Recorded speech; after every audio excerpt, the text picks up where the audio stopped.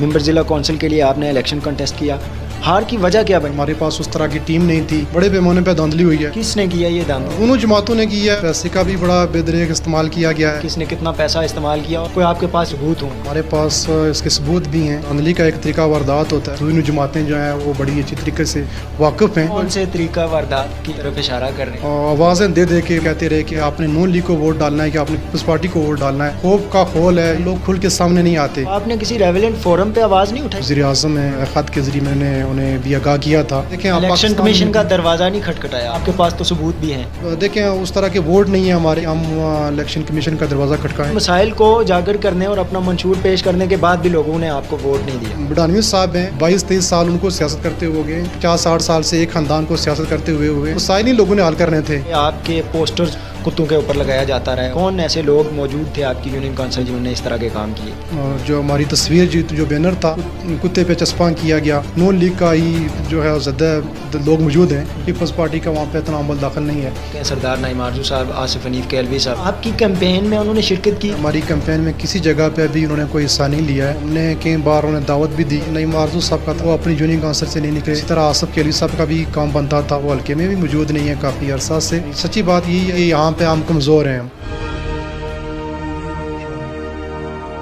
अस्सलाम वालेकुम नाज़रीन, आप देख रहे हैं आवाज़ डिजिटल। मैं हूं एहतशामुल हक। बल्दियाती इलेक्शन का इनेकाद हो चुका है और जो लोग हैं डिस्ट्रिक्ट काउंसलर के उम्मीदवार थे, लोकल काउंसलर के उम्मीदवार थे, जीत चुके हैं, कुछ उम्मीदवार हार भी चुके हैं। तो इसी मुनासबत से मेरे साथ जो आज शख्सियत मौजूद हैं, तहरीक इंसाफ के नामज़द उम्मीदवार थे यूनियन काउंसिल दतोड़ पलानी से अब्दुल कादिर असमद साहब। ये इलेक्शन हार चुके हैं और इनसे बात करेंगे कि सियासत में ये क्यों आए और उसके बाद बल्दियाती इलेक्शन में उन्होंने हिस्सा लिया और ख़ास तौर से जिस तरह ये पुरुमीद थे इलेक्शन जीतने के लिए, तो इनकी हार की वजह क्या बनी। अब्दुल कादिर साहब, सबसे पहले तो आपको खुशामदीद कहूँगा प्रोग्राम में। मुझे ये बताएं, सियासत में आने का शौक़ कैसे पैदा हुआ और फिर जब बल्दियाती इलेक्शन का इनेकाद होने जा रहा था, आप बतौर उम्मीदवार सामने आए, मेंबर ज़िला कौंसिल के लिए आपने इलेक्शन कंटेस्ट किया, हार की वजह क्या बनी, क्या समझते हैं आप? बेसिकली देखें, जो मेरा मकसद था इलेक्शन लड़ने का वो यही था कि खिदमत करना और लोगों के मसाइल को हल करना।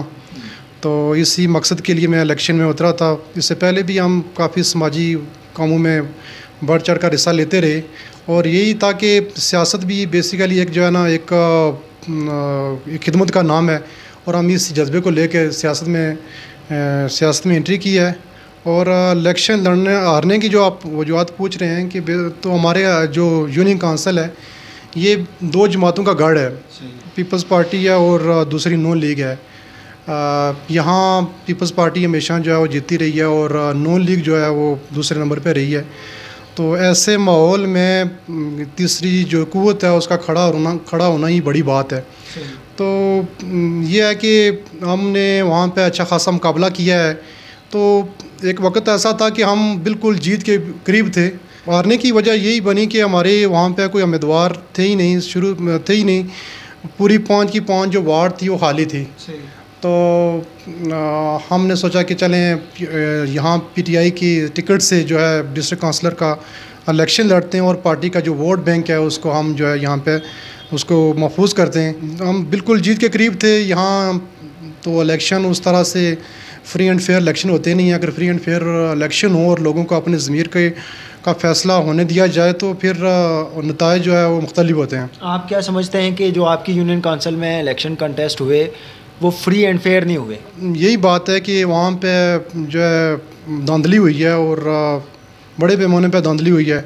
किसने किया ये धांधली? दोनों जमातों ने किया है और पैसे का भी बड़ा बेदरीक इस्तेमाल किया गया है। वरना आप ख़ुद अंदाज़ा लगा लें कि जो यूनियन काउंसिल हमारी है वहाँ मसाइल की अमाजगा है और मसाइल जो शायद 10, 15, 20 साल पहले हल हो जाने चाहिए थे जो, और वो आज भी जूं के तूं हैं, वैसे ही मसाइल हैं और हम उन्हीं मसाइल में गिरे हुए हैं। इलेक्शन जीतने के लिए मुखालिफ उम्मीदवारों ने पैसा इस्तेमाल किया है, कोई बता सकते हैं किसने कितना पैसा इस्तेमाल किया और कोई आपके पास इसके ठोस शाहिद हों, कोई सबूत हों? ऑफ द रिकॉर्ड काफ़ी सारी चीज़ें हैं हमारे पास, इसके सबूत भी हैं। एक तो पैसे का बेदरीक इस्तेमाल हुआ है और एक जो होता है इसका जो धांधली का एक तरीका वारदात होता है जिससे ये दोनों जमातें जो हैं वो बड़ी अच्छी तरीके से वाकिफ़ हैं और उन्होंने उसी तरीके वारदात से जो है ना वो धांधली की है। कौन से तरीका वारदात की तरफ इशारा कर रहे हैं आप, अगर बता सकें? देखें शम भाई, ये है कि आप पोलिंग वाले दिन जो है सारी होती है, हमारे पास उस तरह की टीम नहीं थी।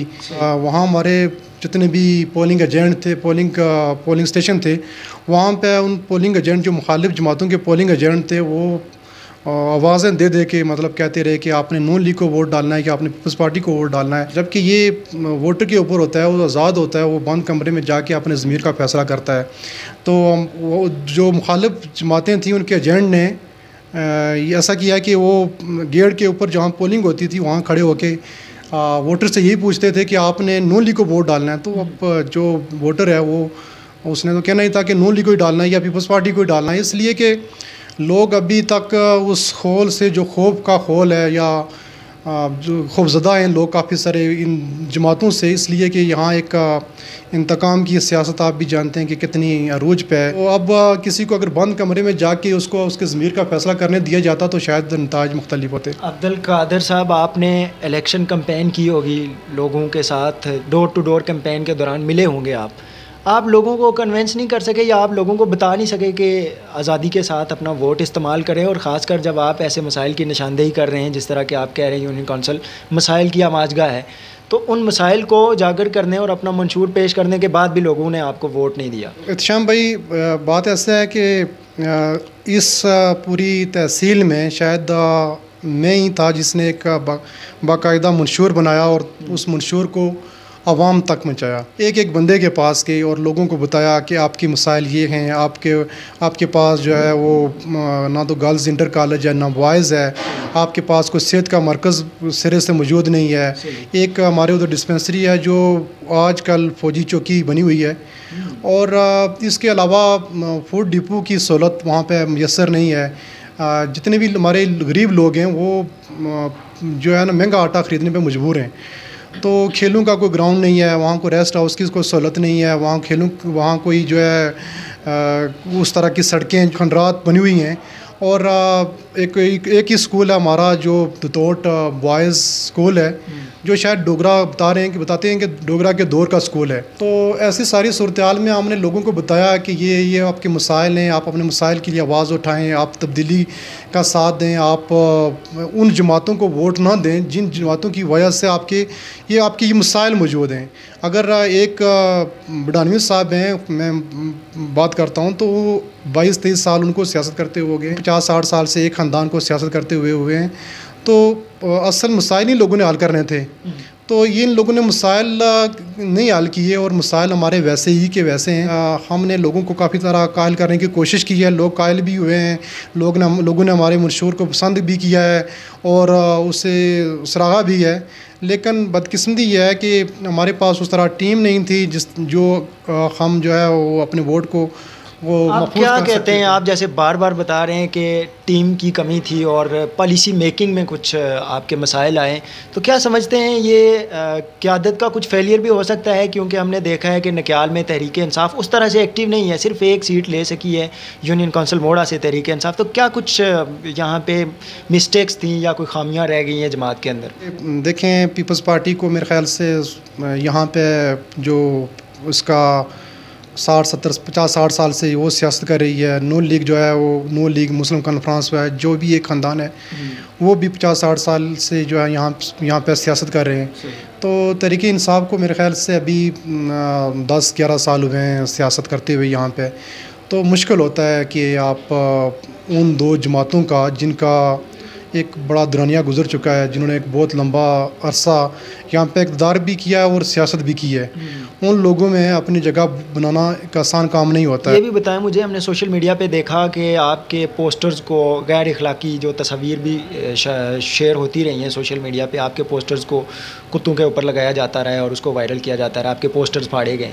तो ये किस किस्म की हरकत थी? कौन ऐसे लोग मौजूद थे आपकी यूनियन कौंसिल में जिन्होंने इस तरह के काम किए? ना सिर्फ ये हुआ बल्कि हमारे जो जितने भी पोस्टर थे वो सारे फाड़ दिए गए, उतार दिए गए। हमने तकरीबन 50-60 पोस्टर लगाए थे। ठारू एक जगह है, वहाँ से जो हमारी यूनियन कौंसिल की आदत शुरू होती है, और एक दतोड़ जो आखिरी कोना है वहाँ तक बेसिकली ज़्यादातर जो है वो नून लीग का ही जो है ज़्यादा लोग मौजूद हैं। पीपल्स पार्टी का वहाँ पे इतना अमल दाखिल नहीं है। तो मुखालफिन हमने जिस तरह कैंपेन की, जिस तरह हमने वर्क किया, लोगों को बताया, लोगों ने हमारे नज़रिए को पसंद किया, तो उस एतबार से जो सियासी मुखालफिन थे वो खौफज़दा हो गए और उन्हें अपनी हार जो है वो सामने नज़र आना शुरू हो गई। न सिर्फ हम ये बात कहते हैं बल्कि हमारे जो मुखालफिन हैं वो भी इस बात का एतराफ़ कर रहे थे उन दिनों में कि बल्कि 6 तारीख तक हमारी पोजीशन बड़ी वाज़ह थी, हम गेम में पूरी तरह शामिल थे। मुखालफिन का भी यही कहना था कि हम जो है ना बिल्कुल या तो जीतने की पोजीशन में हैं या फिर हम गेम में पूरी तरह मौजूद हैं। जो हमारे मुखालफिन थे उनको खौफ था, उन्होंने ऐसी अच्छी हरकत की है और अच्छे हथकंडों पे उतरे हैं। उन्होंने हमारे ना सिर्फ पोस्टर फाड़े हैं बल्कि घटिया और गैर इखलाकी हरकत की है कि कुत्ते पे जो है हमारा वो स्टिकर जो है चस्पा किया है। 7 तारीख जो है वो अच्छा खासा पैसा भी खर्च किया गया है। इसकी जो सबूत हैं वो भी हमारे पास मौजूद हैं। अब वक्त गुजर गया, इन चीज़ों को दोहराने का मकसद नहीं है। एक ऐसा ग्रोह है जो जिनकी ड्यूटियाँ होती हैं कि उन्होंने वो इलेक्शन को पूरी तरीके से उन्होंने मैनेज करना होता है और वो पूरी तैयारी के साथ वो पोलिंग स्टेशन पे आते हैं और पूरी तैयारी के साथ वो जो है ना वो उसको जो है वो धांधली भी करते हैं। आप धांधली के ये संगीन इल्ज़ामात लगा रहे हैं अपने मुखालिफ उम्मीदवारान पर, तो आपने किसी रेवेलेंट फोरम पे आवाज़ नहीं उठाई कि ये धांधली हुई है, भाई इसको चेक किया जाए दोबारा? वो वज़ीर आज़म हैं, उनको भी ये जो है ख़त के ज़रिए मैंने उन्हें भी आगाह किया था, लेकिन इस पर कोई भी नोटिस नहीं लिया गया।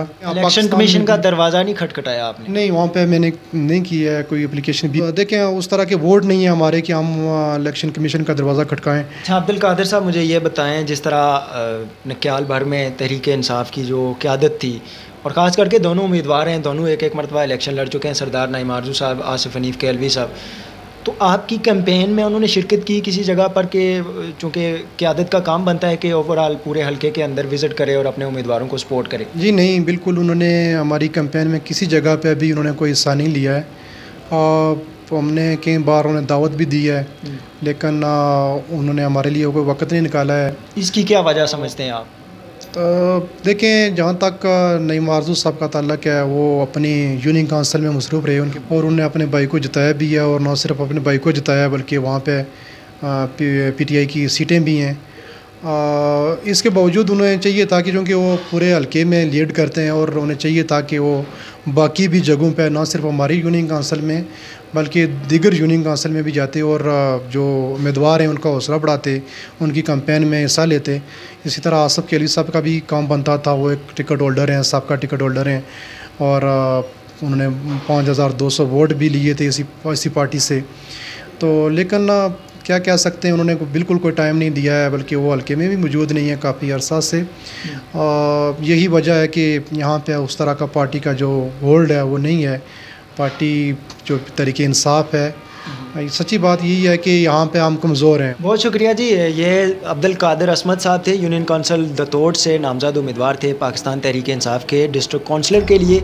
वो कि ये इलेक्शन हार चुके हैं लेकिन जिन अवाम के मसाइल की निशानदेही ये करा रहे हैं और इसके बाद जिस तरह बता रहे हैं कि इलेक्शन ये हारे हैं और मुखालिफ उम्मीदवारान ने वोट हासिल किए हैं जिस तरीके से भी, और जिस तरह ये बता रहे हैं कि धांधली वगैरह भी हुई है, तमाम तरह इल्ज़ामात इनके भी हैं। काफ़ी पुरुमीद नज़र आ रहे थे इलेक्शन से पहले कि ये इलेक्शन जीत जाएंगे, लेकिन इसके बावजूद ये वोट हासिल करने में नाकाम रहे हैं और इलेक्शन हार चुके हैं। और अब जिस तरह क़यादत का फुकदान भी बता रहे हैं, तो पाकिस्तान तहरीक इंसाफ की जिस तरह हमने मुख्तलिफ प्रोग्राम्स में भी ये बावर कराने की कोशिश की है कि नक्याल में पाकिस्तान तहरीक इंसाफ की जो क़यादत है वो मुतहर्रिक नहीं है, जिसकी वजह से जो नज़रियाती लोग हैं और अच्छे खासे मुतहर्रिक नौजवान कारकुनान हैं पाकिस्तान तहरीक इंसाफ के, वो इस बल्दियाती इलेक्शन में नाकाम हुए हैं। तो क़यादत को मुतहर्रिक होने की ज़रूरत है और ये भी बता रहे हैं जिस तरह के नज़रियाती हैं और अपने नज़रियात को आगे लेकर चलना चाह रहे हैं जमात के साथ, इनकी वाबस्तगी काफ़ी पुरानी है। तो उम्मीद करते हैं कि तहरीक इंसाफ इसके ऊपर कोई इनिशिएटिव लेते हुए अपनी जमात की कारकर्दगी को बेहतर करेगी। आज के इस प्रोग्राम से मुझे दें इजाज़त, अल्लाह ने के बाद।